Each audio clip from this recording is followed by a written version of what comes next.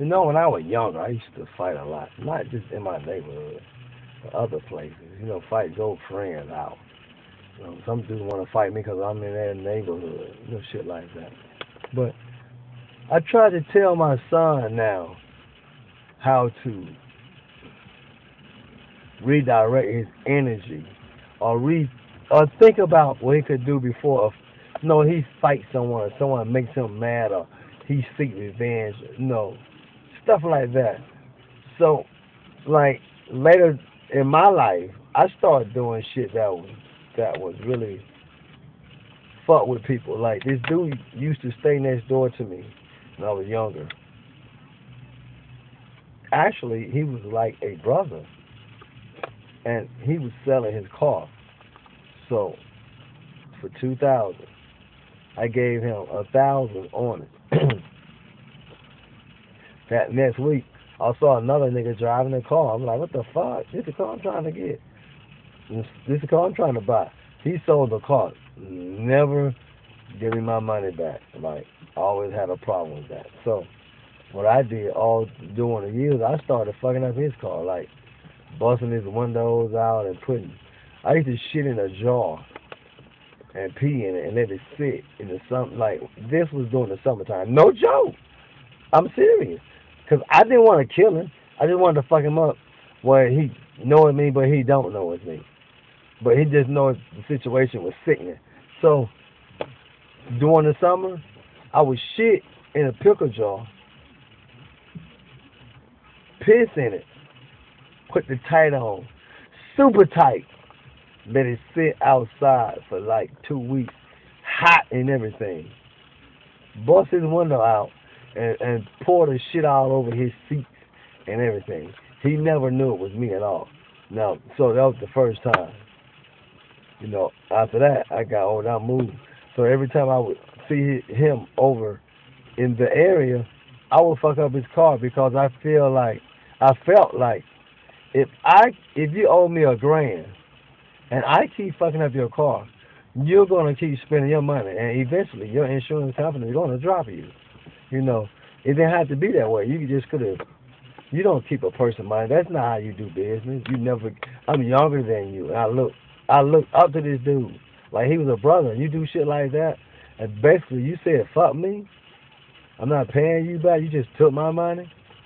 I did everything to this nigga car. Shit, I was putting. I painted Mr. Buster. This was fixed. This was like how many years ago was this? I can't quite remember, but it's been more than 11 years. But I painted on the side of his car, Mr. Buster.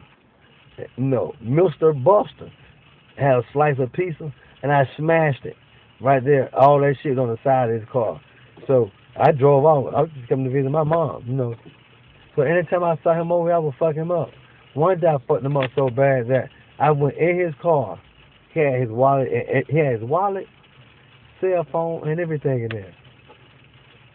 I let both of his seats all the way back. I didn't take shit, and he had money in his wallet. But I could have took the money and left with it. But then what I'm doing would have came to an end. So I didn't want to end how I want to fuck him up psychologically and mentally. If I would have took the money, even if I would have taken $300, I would have felt good and been like, okay. But no, I didn't want that kind of feeling good. I want that feeling where, nigga, I want to fuck your mind up. So he could never say it was me. He never knew. Because every time he came over, like, I asked my friends to call me, hey, man, old boy over his mom's house, come over there and fuck his shit up. Like, I let both his seats all the way back. I left the money with the wallet and everything in there. Left a cell phone. My homeboy recorded it and showed it to me. It was stupid crazy. He looked in the car, grabbed his wallet first, and pushed it in his back pocket.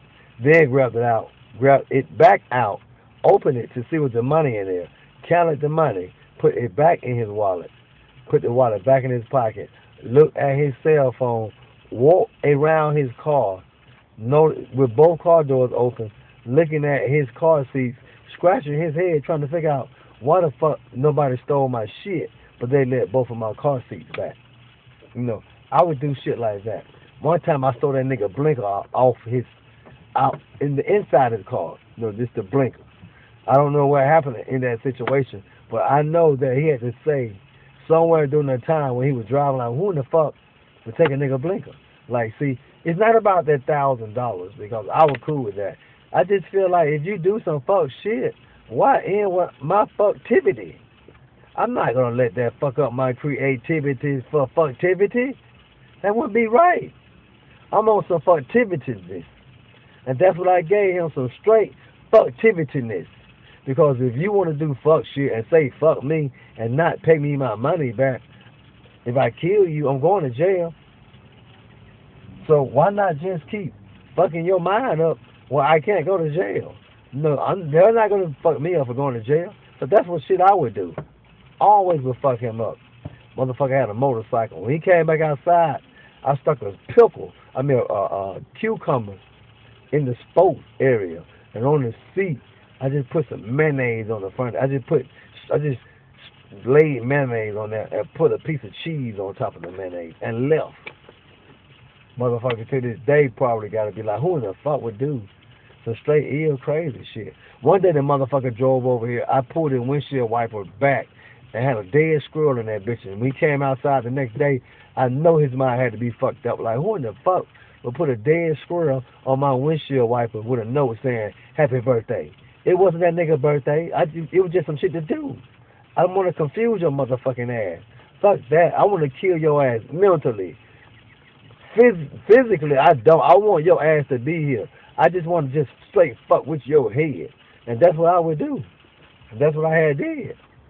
Nigga, to this day, man, I know he got to be thinking like, when he tells somebody, if somebody says somebody did something to them, when he tells them what I did to him, but he didn't know it was me, they got to be like, man, quit playing. Nobody done no shit like that. For him to tell a nigga that somebody pulled his windshield wiper back and had a dead squirrel on his windshield wiper smashed with a note attached around the neck like a necklace saying happy birthday. Nobody believes no shit like that. That's why I do shit like that. Because I want him to realize that nobody going to believe his ass. And eventually, that itself will make a motherfucker think they crazy. Now tell me, what would you do? Shit. Can't fuck with me.